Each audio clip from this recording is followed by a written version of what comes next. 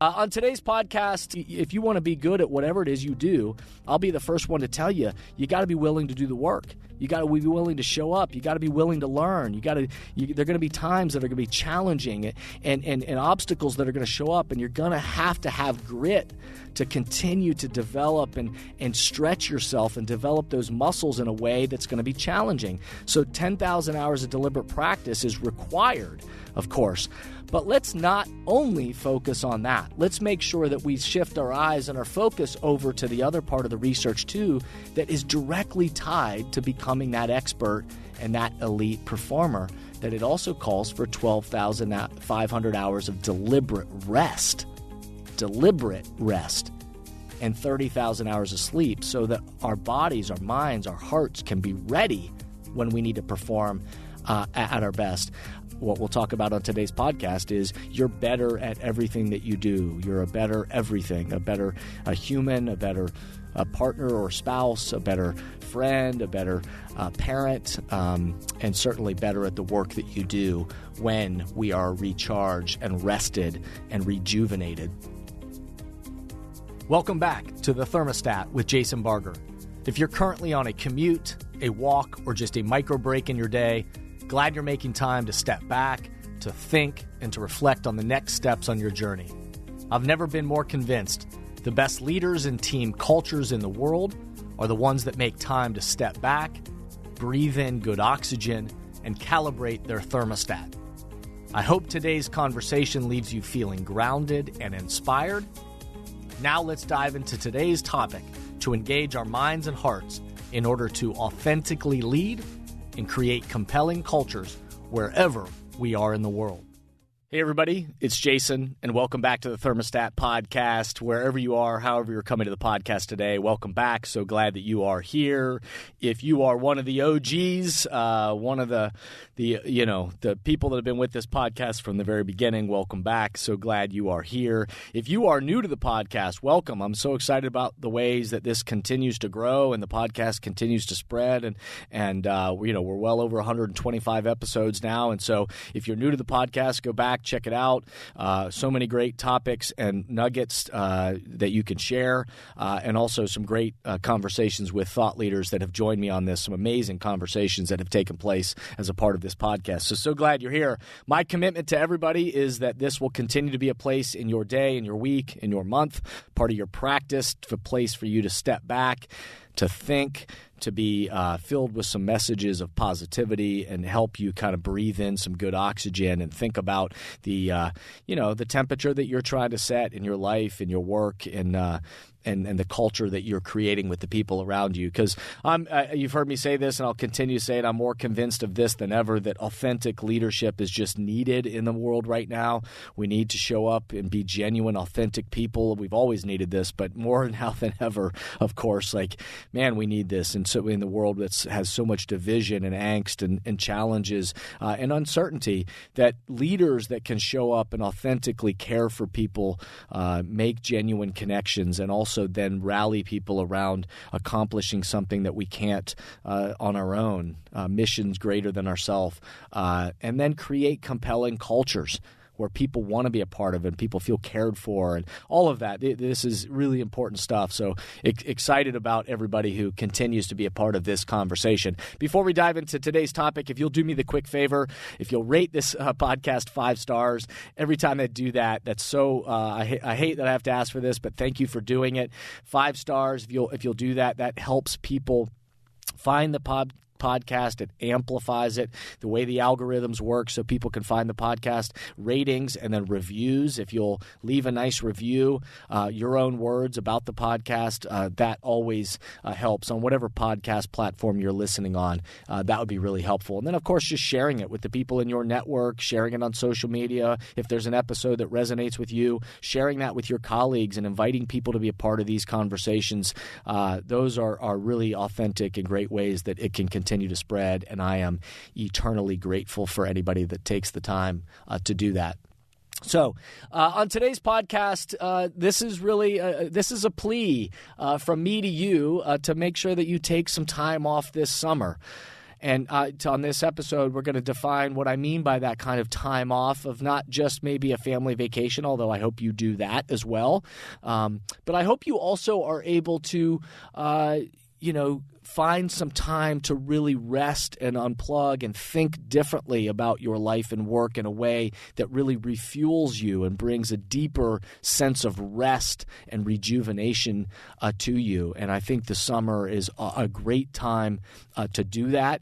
And so I hope today's episode is going to be a plea for you to take some time off. That's right. It's July, and it's the time of year, for me, that I give myself permission, and I also, it's a time for me to remind myself of some things that are important to me, and truly encourage you to find some time to step back and also take some time to recharge, because what we'll talk about on today's podcast is you're better at everything that you do. You're a better everything, a better human, a better partner or spouse, a better friend, a better parent, and certainly better at the work that you do when we are recharged and rested and rejuvenated. So, and I'm not just talking about, by the way, as I said, I'm not just talking about the typical family vacation, although I hope you do that too, or however you spend time off. I hope you do that too. But I want you to think about, how do you make time to recharge your creative batteries and allow time and space to let your mind wander and allow some thoughts to kind of solidify. I think the summer and months just naturally tend to be a time where maybe we have an ability to carve out a little bit of time to even just get away, or even a tiny bit of each day to that maybe is a practice that will carry throughout the year. But in the summer is often a time when we can have a little bit more freedom to do those kind of things and take some time to step back and to think about, how do we recharge ourselves and our creative batteries so that we can be the best at what we do. And so there's a myth out there that you've heard me talk about in the past. There's a myth that around the faster I run, the further I get, that we think, much like an actual race, that if I just come out of the gates and the faster I run, the further that I'm going to get. Oftentimes we equate that same kind of thinking to our life and to our the things that we're trying to accomplish, maybe projects that we have, goals that we have, and I want you to hear this very clearly from the beginning. I'm not saying any of this podcast is not that hard work isn't great, that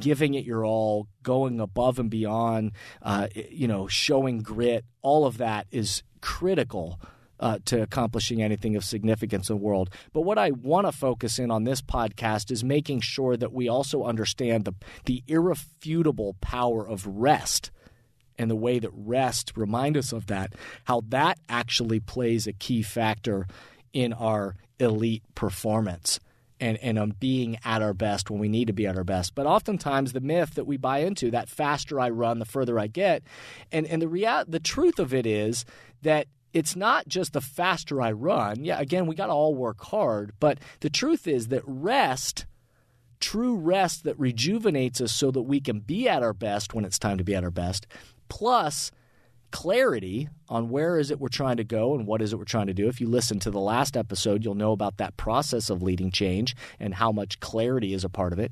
And then, so rest plus clarity, but also then obviously plus actions, then that leads to better performance. That raises the bar on our performance. So let me just, I'll start off by making kind of a case of why we need this. Did you know that Americans in 2019, right before the pandemic, and again, the pandemic has heightened so much of this and changed the world in so many ways, but listen to this stat from back in 2019, that Americans left 768 million days of vacation on the table. 768 million days of vacation on the table, which equates to about $66 billion of lost benefits that people have just they have them at their disposal, but yet they don't use them, and for a myriad of reasons. But oftentimes what I hear when I talk about this with many different teams and organizations across industries, a lot of the feedback is that people sometimes get into a feeling of that they're afraid to take time off. Where they just feel like they're afraid to do it. Sometimes they just, the headache of kind of getting ready to be off, and then the energy that it takes to kind of catch up on messages and all that when they get back, that sometimes they just talk themselves out of taking a break, and so they just kind of burn right through, and so they end up not using those days. Sometimes it's a reality within our teams and organizations that the culture we create is that we honor, that quote-unquote, like we're going to outwork the competition, and so we can't take time off because we're always going to outwork everybody. And the reality, again, don't hear me say this, again, I've been on many teams and organizations throughout my history of how much hard work and grit, and I've been somebody who has certainly dedicated himself to working hard, but also this kind of culture of sacrificing rest and recovery just to quote-unquote outwork the competition. That's what I want to challenge in today's episode. If you haven't done so already, we hope you'll visit Amazon or Amplify or jasonvbarger.com to check out Breathing Oxygen, my new book that is all about breathing good oxygen into ourselves and mindsets that fuel ourselves and the teams and the organizations around us. Positive, healthy thinking is as essential to great leadership and building a winning culture as the air we breathe. Leading yourself and a team of people has never been more complicated than it is today. As a leader, every move you make is either breathing life into your organization or slowly killing it. The atmosphere can easily turn toxic with negativity, blame, and doubt poisoning the culture. Just like every being on the planet needs good air to breathe, every organization needs leadership that breathes life into its people to sustain the energy required to complete its mission. Breathing Oxygen focuses on 6 key leadership mindsets that breathe life into any team: clarity, inclusivity, mental agility, grit, rest, and ownership. Join us. Join the launch. Read and share Breathing Oxygen. That's what I want to challenge in today's episode, because we can work hard, but also challenge ourselves to rest and recover and rejuvenate in a way that's going to actually make our performance better. And as the studies show us best, that is the case. That it actually we operate quite differently when we are rested, when we have recovered, we are rejuvenated, our performance actually escalates. So many are familiar with the 10,000 hours of research, the 10,000 hour rule. If you've heard people reference that, Malcolm Gladwell is the one who made this really popular in his book Outliers, where he talks about to become an expert at anything, it requires 10,000 hours of deliberate practice to become an expert at a craft. So if you want to learn how to play the piano, 10,000 hours of deliberate practice. If you want to be an expert carpenter, 10,000 hours of deliberate practice. If you wanted to become better at standing up and presenting in front of people, you need about 10,000 hours of practice presenting in front of people. So that's the way that most of that research has been used by Gladwell and others, of citing the fact that if you want to be great at what you do, you got to put the work in. And I don't dispute that at all. Like, to be great at anything, you're going to have to put in deliberate practice.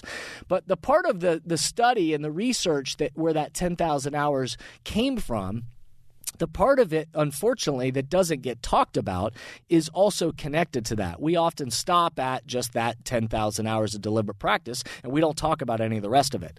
But the reality, in that same study, it also showed, as you dig deeper into the research, that it actually reveals more information about what that world-class performance or about the performance to become an expert, that it isn't only the 10,000 hours of deliberate practice. That's really important.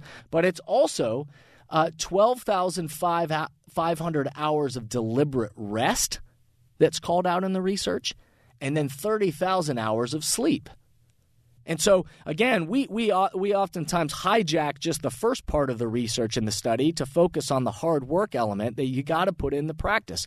And I don't think anybody would dispute that. If you want to be good at whatever it is you do, I'll be the first one to tell you, you got to be willing to do the work. You got to be willing to show up. You got to be willing to learn. There are going to be times that are going to be challenging and obstacles that are going to show up, and you're going to have grit to continue to develop and stretch yourself and develop those muscles in a way that's going to be challenging. So 10,000 hours of deliberate practice is required, of course. But let's not only focus on that. Let's make sure that we shift our eyes and our focus over to the other part of the research too that is directly tied to becoming that expert and that elite performer, that it also calls for 12,500 hours of deliberate rest,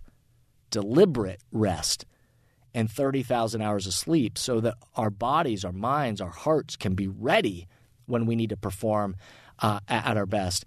In a lot of research that you come across, if you look up that research, you'll see all kinds of different articles and things that reference things. You often see things cited by famous leaders in our history, that have started their own habits and their own individual operations, but daily, monthly, and yearly practice of ways of deliberately resting.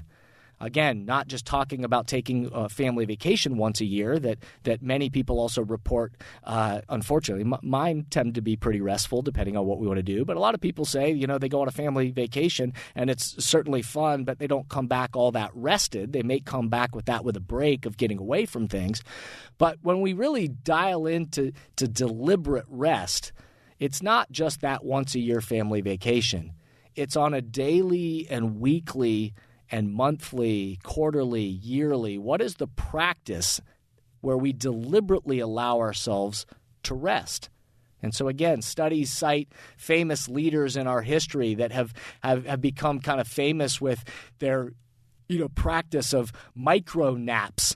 20 minutes a day that they swear by, that helps rejuvenate, kind of reboot their brain in a way that allows their mind to kind of shut down and then spring alive with more energy and more ability to then handle things. This is something that I try to practice almost daily if I can, depending on my schedule. But I also try to plan around it because I've seen the power of being able to, in a world that's so highly distracted and so much stimulation is coming at us all day long, to just close your eyes, not even fall asleep, but close your eyes for 20 minutes each day and allow your brain to kind of reboot.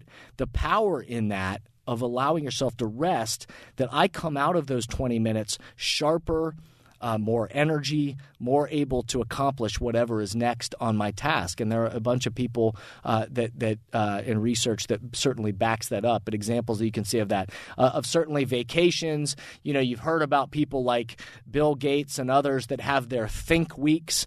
Again, we carve out time or a 1 or 2 day get out of the office and kind of go off and allow them just time and space to think and study and read. People that have become that utilize sabbaticals and time away. And I know that anyone who's thinking has the term or that thinking is in their job description. If you're somebody that in your job description you are better at what you do when you have time and space to think, then that means in a constant world of communication and stimulation that we need to be even more thoughtful about finding ways to break away, to allow ourselves time and space to think. And we need to make sure that we have a chance to think about that. Again, I know if somebody right now, if you're listening to this and you're saying, yeah, but I can't take a sabbatical, or when do I find time to have a think week or whatever, I know that may not feel realistic to everybody, but start small. Where are those 20 minutes in your day to allow yourself to reboot, to think?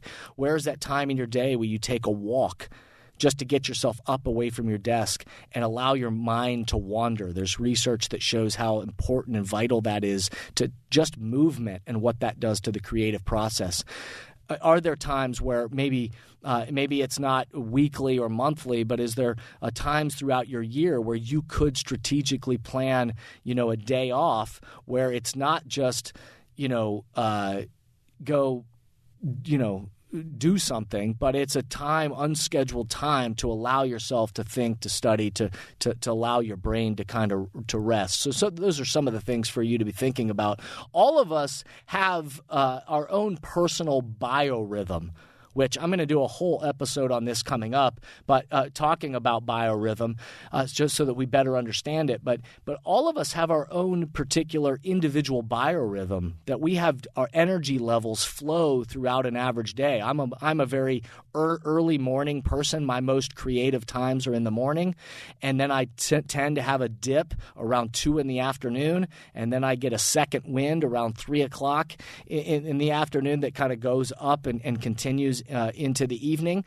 And for me, as I started to become more aware of my own personal biorhythm, and again, I'll talk more and dive deeper into this in a future episode coming up very soon, but as I become more aware of that, I become more strategic and deliberate about when do I need to build in those moments of rest. That 20-minute, close my eyes is a great thing to do right at that 2 o'clock hour, as I know that my timing dips. When do you take that walk? When do you work out? When are you eating? How are you scheduling your day to be thoughtful about your own personal biorhythm? These are all techniques and strategies to help us understand and be aware, practice our own emotional intelligence of our own bodies, but also then to help prepare us so that when we need to be at our best, we are able to be at our best. So for me personally, I know that power of shutting down my mind and doing that kind of 20-minute practice. I know the power and how important it is for me to have a practice of working out and what that does for my own body, my energy, the clarity of my mind. Taking a walk and allowing myself time to then just kind of work through and let an idea or something marinate with me.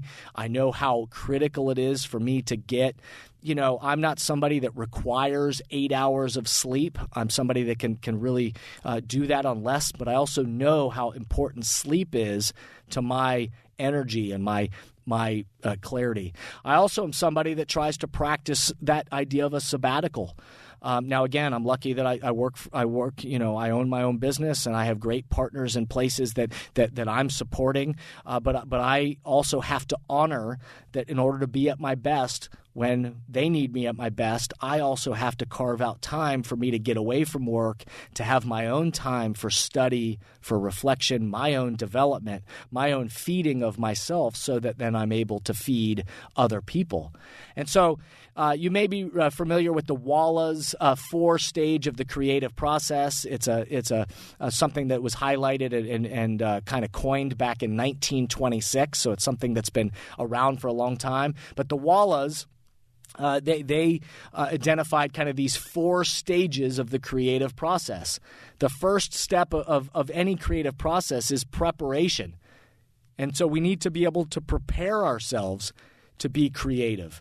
And so part of that preparation is the timing that we set aside, the deliberateness that we bring to putting our minds and our bodies in position to be successful. And so we need to prepare.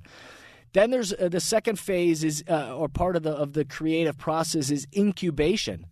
Is we need time and space for ideas to incubate, for them to marinate. And so again, taking time to allow and giving ourselves margin, time, a think week, a 20 minutes reflection, a write in your journal, take a walk to kind of kick around an idea, think tanking sessions that we do with our teams. We need time to let ideas incubate and kind of marinate. Then the third part of the process that the Wallace identified was illumination. Eventually, there will be a point where then the process, something is illuminated, and we have that aha moment that comes oftentimes in the middle of that walk or in that moment of, we come out of of an exercise. We have those ideas in the shower, those ideas where all of a sudden we've been letting an idea kick around in the back of our brains for some time, and all of a sudden it illuminates that, hey, here's the where we ought to go. Here's the next step. Here's where we ought to head with this idea. And then the fourth part of the process is verification. Is then we need to test it. We need to verify whatever that solution is, and we need to get people involved and get them kicking it.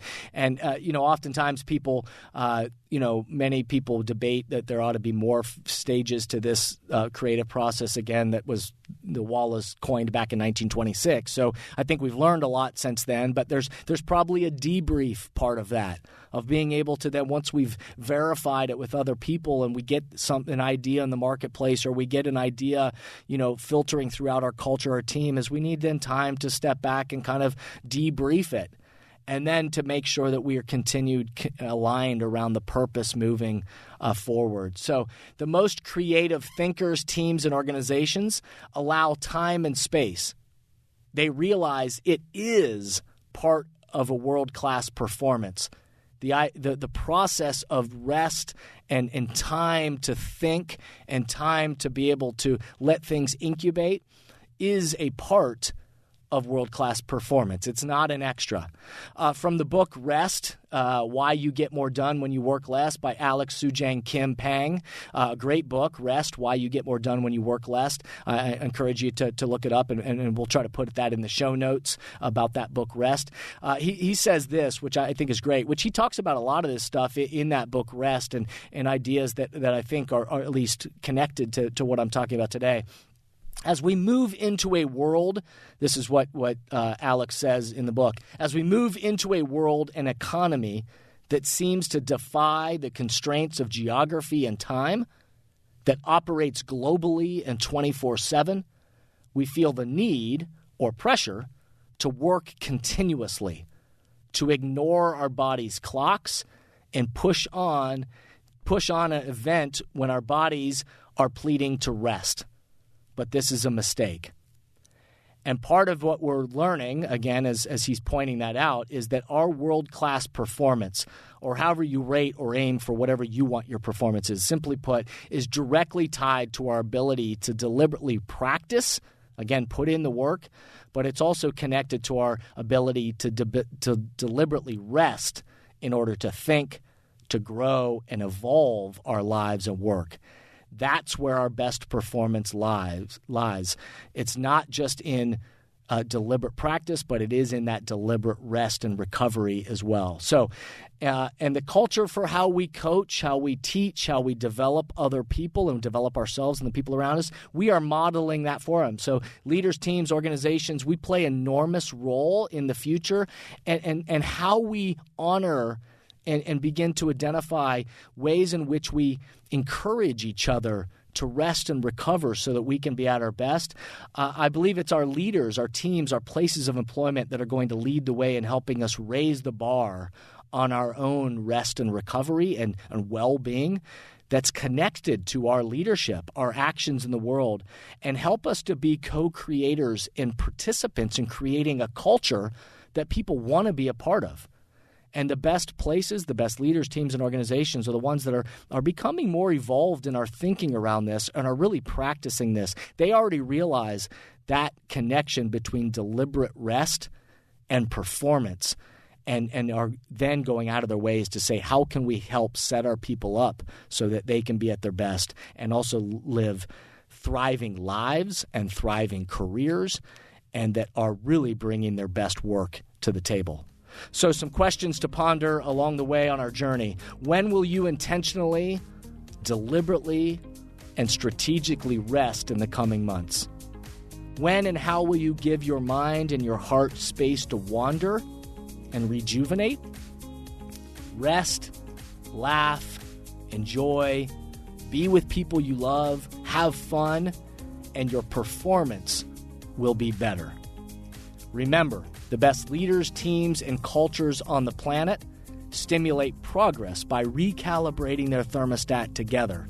And my hope and my plea for you this summer is to find time, deliberate time, to rest, recover, rejuvenate, so that you can be at your best when it's needed next.